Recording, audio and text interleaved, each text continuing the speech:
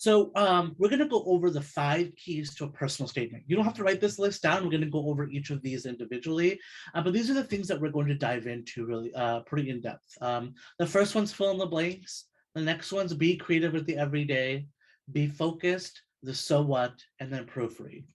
So the first one is fill in the blanks. This is your opportunity to really tell us something new with your essay, right? We can see all this kind of information in your application, right? We see your activities list, we see your grades, we see recommendation letters, we see any other information you provide. If the college, if the college has supplemental information that they're looking for, they can see all of that. This is your opportunity to tell us something brand new that you have not told us about. All these other things that you've already submitted, you can no longer control. This is one of the last things that you have full control over in your application process. You can't go back and change your grades. You can't go back and do more activities. You can't really control what a letter of recommendation is going to say about you. So this is literally one of the final things that you have control over. So you want to use that space wisely. You don't want to use that space to tell us the same information. You don't want to write a resume of all your activities or all the things that you've already told us just now in essay format. So we're going to look at some essay samples. We're going to look at some weak examples. Later on, we're going to look at some strong examples. I would love to hear from you why you think these essays are either weak or strong. Feel free to put it in the chat box or take yourself off mute. So I'm going to read this out loud, and then I'd love to hear your thoughts on why this might be a weak example. In the 10th grade, I was the captain of the varsity cross country and basketball teams. I also started 3 theater performances that year and helped with the theater tech crew. It was a busy year. Last year, I started a recycling program at my school and did research with a professor at Portland State University. This year, I'm devoting more time to my classes, but still playing saxophone in the jazz band. Why is this a weak example?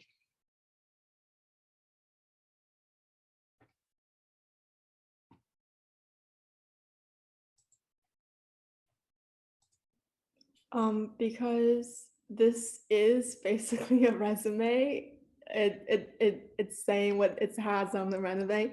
And also it didn't really like reflect on what they got while they like are doing these activities. So yeah. Absolutely. Yeah, you hit the nail on the head. A couple of you posted that in the chat box as well. It reads like a resume. It's a resume. Exactly it. Now, this is also just a small snippet of an essay. Your essays, if you write the Common App essay, there's about 650 words that you have to write. Or at least you have that much space to write. So this is, again, just, in their defense, this is just a small snippet of it. But you are all correct. This is really just a resume. It's listing all these things that we already know about them. As a matter of fact, y'all, when I'm looking at the application, your activities list comes right before your essay. So that information is the most fresh in my mind as I'm about to go jump into your essay. Be creative with the everyday. We recognize that you have not cured cancer yet. Even if you have cured cancer, please, please, please tell us that in the application, because we are going to want to know that. But until you've done that, we recognize you have not done these insane, you most likely, I shouldn't say you haven't, you most likely have not done these like really insane or really like monumentous things in your life. Or these really dramatic things. We want to know, and that's okay. We want to know who you are from the day-to-day life, because who you are on the daily is going to be who you're going to be on campus, right? I can't tell you how many essays I've read where it's like that person who threw the game-winning touchdown, or saved a kitten from a tree or whatever. Like, these are really cool and really dramatic stories, but that doesn't tell me anything about who you are going to be from every day, from the day to day, because who you are on the day to day is who you'll be on our campus. I remember being at a college fair in Denver, Colorado, just before the pandemic, and I had a student come up to me profusely apologizing and was like, I want to apply to Reed. I'm really excited to submit my application. But I haven't started my nonprofit organization yet. And I'm in the process with working with the city and getting my permits, but I'm not quite there yet. And I was like, homie, we can't all be Benjamin. We can't all have our own nonprofits.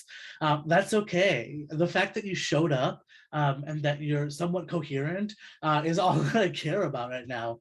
We recognize that you're all, 17, 18, 19 years old, maybe younger, maybe a little bit older. We don't expect you to do these insanely cool things. Maybe the other mistake that I see a lot of people make is they write about these really cool dramatic things that they've done in their life, but they did it like 5 years ago. Well, that's cool for who you were 5 years ago, but what does that tell me about who you are today? Does what you did 5 years ago shape who you are today? If not, what am I learning about you in that case? So make sure that you're showcasing who you are right now.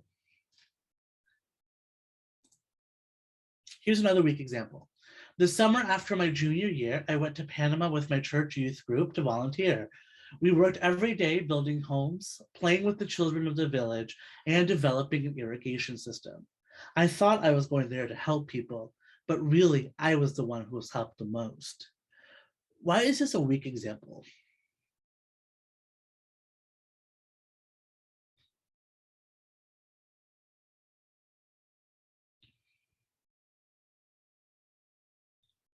Feel free to take yourself off mute or throw it in the chat box if you want to take it a shot.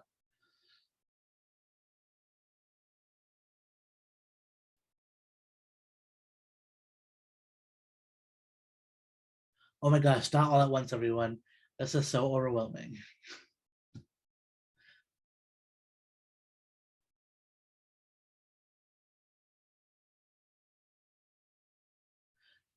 Here's why I think this is a weak example. Oh, here we go. Someone put it in the chat box. It's saying what it did to help them instead of how it impacted them. Yeah, that's a great point. This is talking about what they did as opposed to the impact. Maybe, in this person's defense, maybe if we let this essay continue on, it would tell us about what that impact would be. Here's where I feel like it is maybe not the best example. First of all, there's nothing wrong with going to Panama on a church youth group to volunteer, to do volunteer work. That's great. But how is your experience any different than anyone else's experience, right? On that church youth group, there's probably 30 other people that went on that group with you. What was your experience? How was your experience different than theirs? The last sentence just doesn't sit right. It makes the person feel like egotistical. Okay, yeah. I also think this essay gives me some of that little savior complex to it. I like to think about and no judgment if this is you, but you ever see those bumper stickers on cars where it's like someone adopted a dog and they're like, who saved who? This is the bumper sticker of essays. This is something that a lot of people do, but how is this different than different than anyone else's experience? Another example that might fall into the same category are divorce stories. We get a lot of divorce stories, and I recognize divorce stories are having parents or having family members that go through a divorce can be hard on a family. It can be really detrimental to a person's experience. But I think, what is the statistic now? Like 1 in 2 or 1 in 3 marriages end in divorce. That's a story that we get a lot about. How's your experience any different than another person's? And I know I don't mean to say that to sound insensitive, but there's something to think about, right? Like, this is something that a lot of people experience. Is this telling me any new information about you? Now, if this is something that you really want to write about, whatever this experience is, and you feel like it was monumental to you, then I'm not saying don't write about it. But what I am saying is make sure you're thinking about it in a creative way. I remember we read an essay several years ago where and I was like, okay, more story, no. But then it was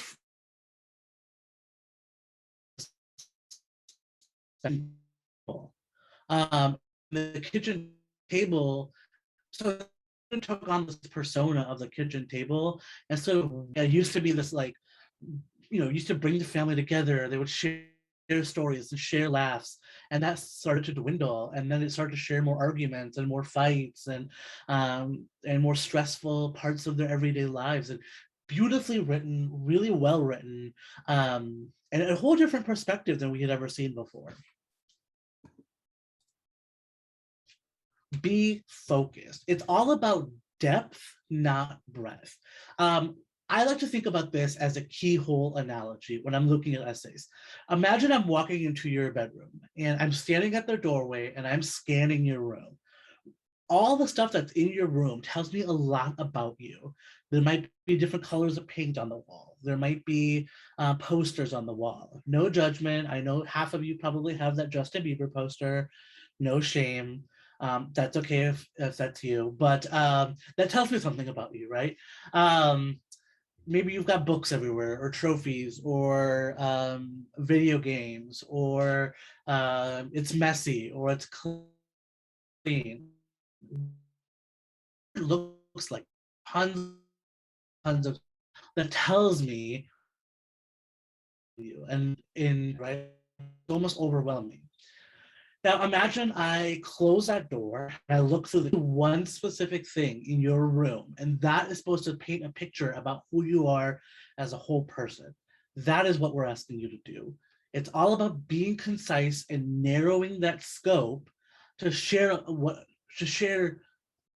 about you as a whole without giving us way too much information that overwhelms us as a reader and doesn't allow me to get a better understanding of who you are as a person. What are your values? What is it that you hold strongly? Here's a great example. I'll also tell you the weak examples were ones that we made up. The strong examples are actual snippets of real essays of people that were admitted to read. This particular essay, this person was admitted to read, graduated, this person was an intern in our office, and now they're an admissions counselor as well. I wear overalls to school, dark wash denim, baggy pant legs, and two straps over my shoulders fastened tight by two copper buttons. I don't wear them for farming, painting, or railroad construction, but for the pure and sweet pleasure of wearing trousers that are held up by my shoulders. It's not an everyday thing, but when I wear them, I feel invincible. Why do we like this essay? Why is it a strong one?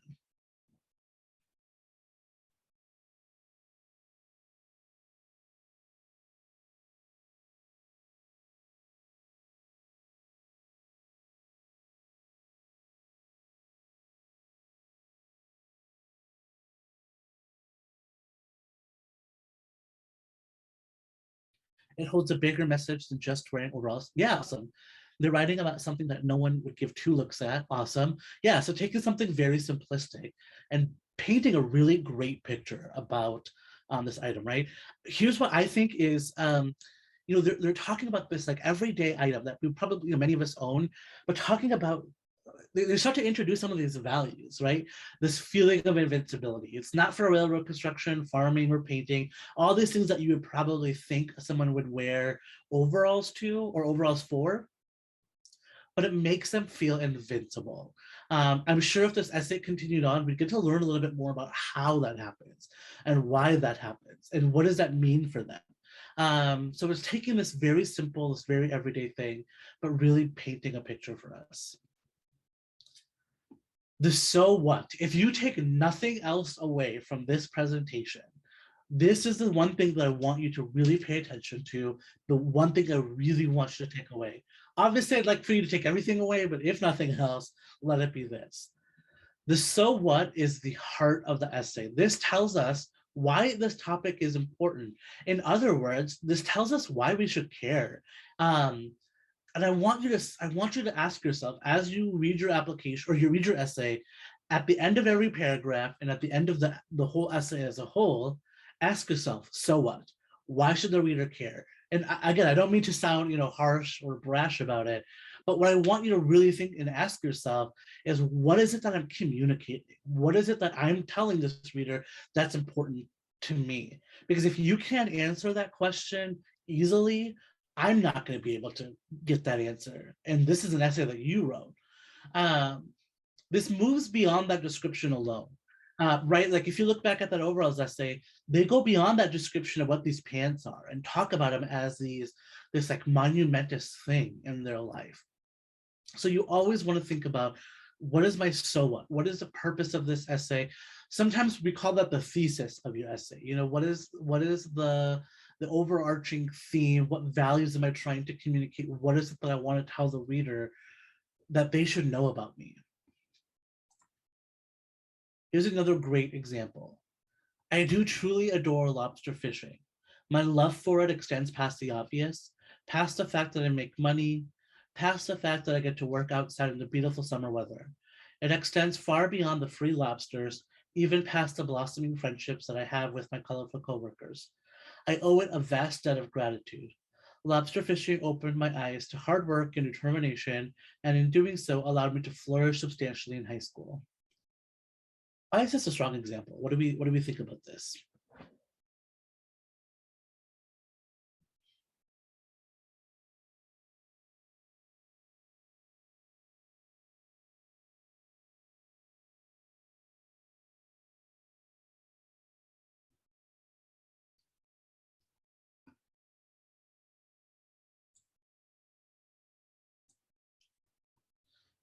They're showing that they had an experience in things that other people normally don't have. Okay, why else?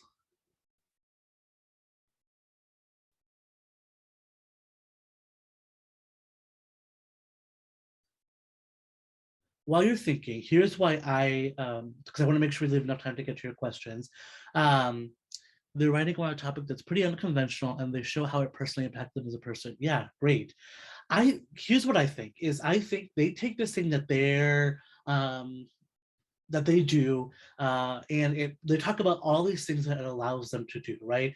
It taught them hard work and determination, and in doing so, it allowed me to flourish substantially in high school. They talk about what values that are important to them, and then they start to talk about why that value is important to them. That whole last sentence there, lobster fishing opened my eyes to hard work, and so on and so forth, that's that so what moment, right? That's where they present this thing, and then why it means a lot to them. I also want to specify the difference between the lobster fishing essay and the overalls essay, right? Two very strong essays, but very different voices.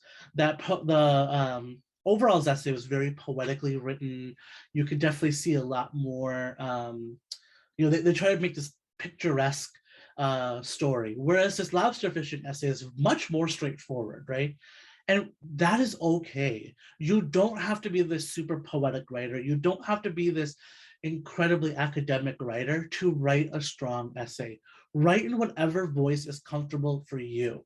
The college essay is not the place where you want to start experimenting with different voices, because sometimes that might not serve you well. Write in whatever voice is comfortable for you. I tend to be a really humorous writer. Even when I'm talking about serious topics, I like to sprinkle in a little bit humor in it, throughout the essay, because that's just the kind of person I am, and that's what I'm comfortable with. But if that's not the kind of writer you are, don't try to enforce it. Write in the way that you are most comfortable with.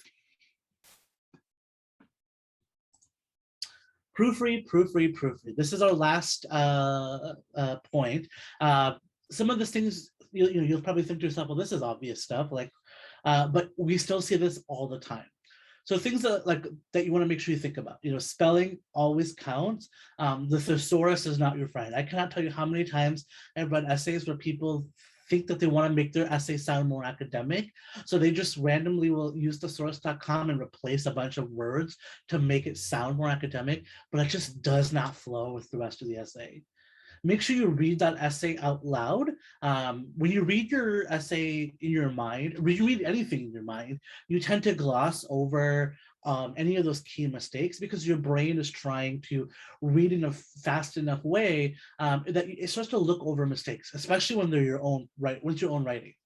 Forcing yourself to read something out loud forces you to look at every single word as an individual, as opposed to scanning a sentence, and it helps you catch those mistakes.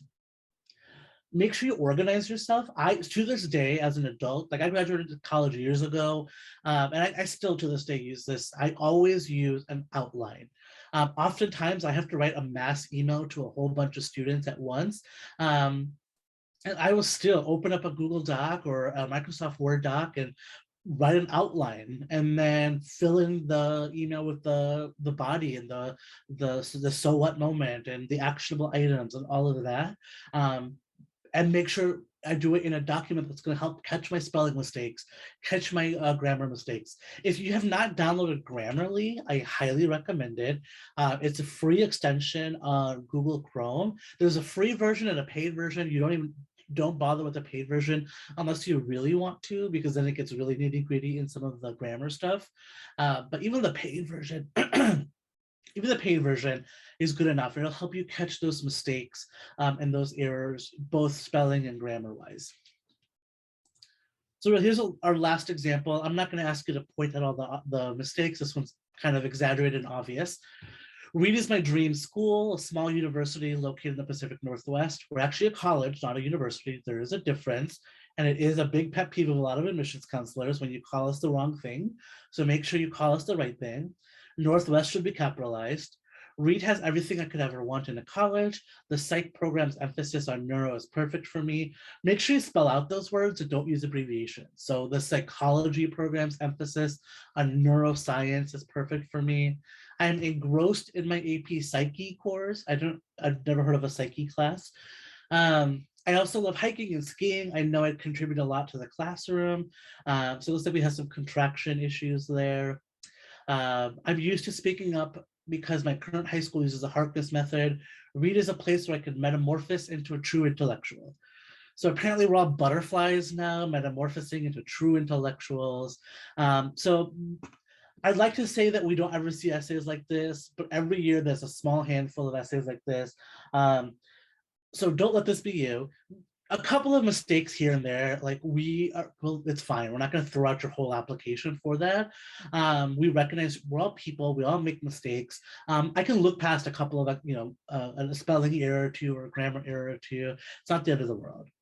But when those things start to add up and they're all over your application, then it becomes hard for me to justify admitting you, because those are some of those most easiest things that you can catch. I also want to say, and I talked a little bit about this in the beginning, don't forget to apply all of these same concepts to any supplemental essays as well. I get essays all the time where their Common App essay is like beautiful and well written, and clearly they've had a couple of people proofread it, which proofreading it is fine. Having other people proofread it is fine. I would say don't do more than 2 people. Once you get more than 2 people, you start to lose your own true voice in that paper. But then I'll read their supplemental essay, and you can tell all they did was spit a bunch of words on a paper and submitted that as their supplemental essay. They didn't go back and reread it. There was no outline. Night and day difference. And that's where I can pick up, like, okay, this first essay must be a pretty edited essay. That supplemental essay, clearly they didn't take the time or effort to make this as strong of an essay. And that's information in and of itself as well.